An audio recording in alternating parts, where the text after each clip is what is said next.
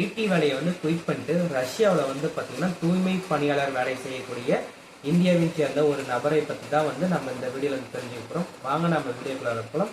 அதுக்கு முன்னாடி நீங்கள் இப்போ தான் வந்து மிஸ்டர் பிரதாப் ஸ்டுடியோ யூடியூப் சேனலுக்கு வந்து ஃபர்ஸ்ட் டைம் வரீங்கன்னா ஃபாலோ பண்ணாதீங்க, ஃபாலோ பண்ணிக்கோங்க. உங்கள் ஃப்ரெண்டுங்களுக்கு வந்து ஷேர் பண்ணுங்கள். அப்போ தான் வந்து நம்ம சேனலில் பதிவு பண்ணக்கூடிய ஒவ்வொரு வீடியோவும் உங்களுக்கு வந்து நோட்டிஃபிகேஷனாக வர ஆரம்பிக்கும். வாங்க நம்ம வீடியோக்குள்ள இருக்கலாம்.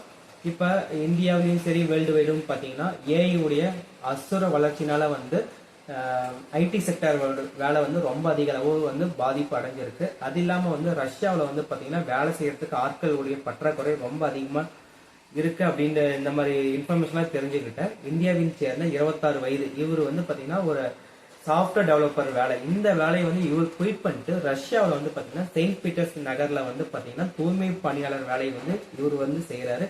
இந்த வேலைக்கான சம்பளம் வந்து பார்த்தீங்கன்னா 1 லட்சம் ரூபாய். இவர் வந்து என்ன சொல்றாருன்னா, எனக்கு வந்து ஐடி இந்த வேலையை கூட வந்து நான் இப்போ வந்து தூய்மை பணியாளர் வேலையை வந்து செய்யறது வந்து எனக்கு ரொம்ப பிடிச்சிருக்கு. எனக்கு சம்பளம் வந்து 1 லட்சம் ரூபாய் மாசம் கண்டா கொடுக்குறாங்க. எனக்கு இங்கே வந்து ஒரு சில ஸ்ட்ரீட்டை வந்து ஒதுக்கியிருக்காங்க. அந்த ஸ்ட்ரீட்டை வந்து நான் டெய்லியும் வந்து கிளீனாக வச்சுக்கணும், அதுதான் என்னுடைய ரோடு அப்படின்ட்டு வந்து இவர் வந்து சொல்லியிருக்காரு.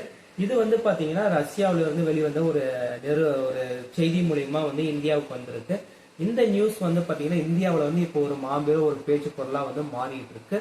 இந்த வீடியோ தொகுப்பு பற்றி நீங்கள் என்ன நினைக்கிறீங்க அப்படிங்கிறது வந்து கமெண்ட் பாக்ஸில் வந்து கமெண்ட் பண்ணுங்க. நாளைக்கு நம்ம இன்னொரு வீடியோவோட வந்து பார்க்கலாம். Thank you so much friends.